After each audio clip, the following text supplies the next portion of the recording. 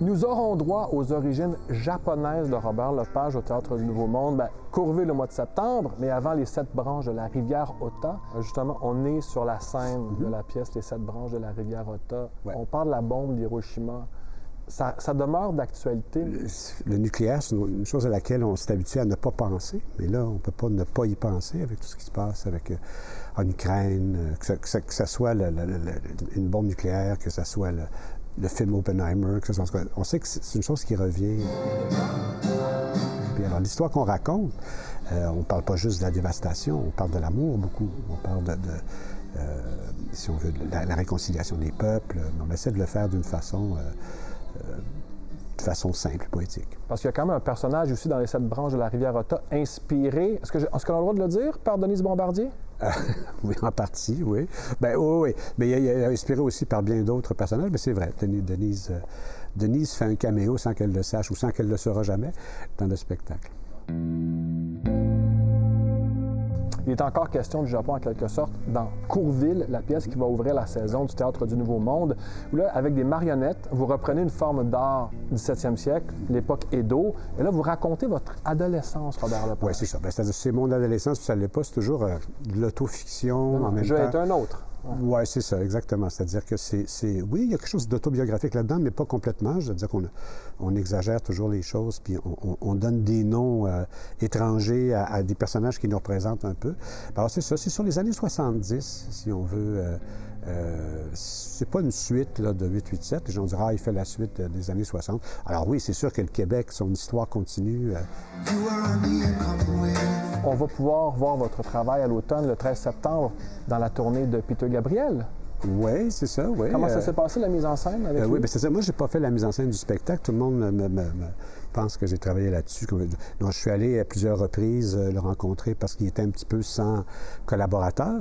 Bien, c'est parce que très souvent, les artistes, que ce soit des musiciens ou que ce soit des peintres, eux, ils font ça comme de façon très individuelle, mais il y a des espèces de grandes lignes à travers ça qu'ils ne voient pas. Ils ont toujours le nez collé dessus. Alors, bon, moi, j'essaie de l'aider à prendre un recul, à regarder qu'est-ce que ça raconte, les choses en général. Alors, évidemment, Peter a toujours été un très bon joueur. C'est un gars qui a toujours envie de plonger, puis sauter, puis essayer des choses. Alors, c'est sûr que le premier jour, il était un peu rouillé, là.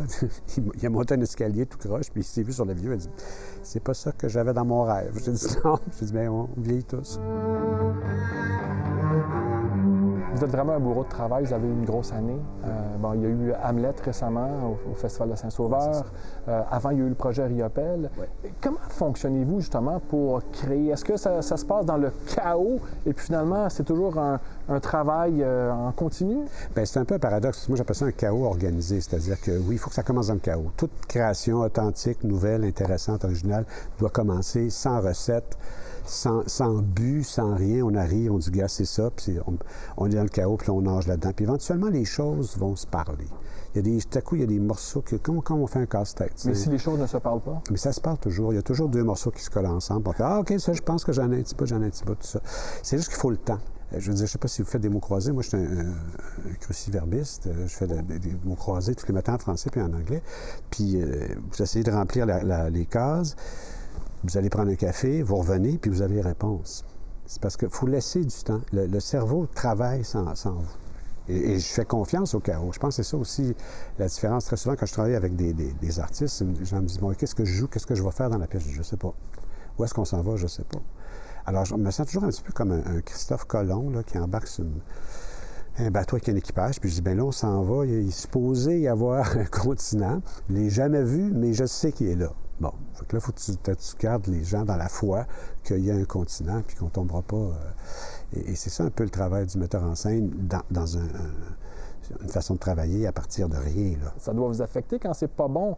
Non, c'est juste pas bon. Ça fait partie des essais qu'on fait, tout ça. Puis de toute façon, il n'y a rien qui se perd, puis il n'y a rien qui se crée, hein, selon Einstein. Donc, même les affaires, des idées qui n'ont pas marché, bon, on les jette éventuellement, ils vont descendre dans le substrat, puis à un moment donné, ils vont réapparaître à quelque part à leur bonne place dans le bon projet.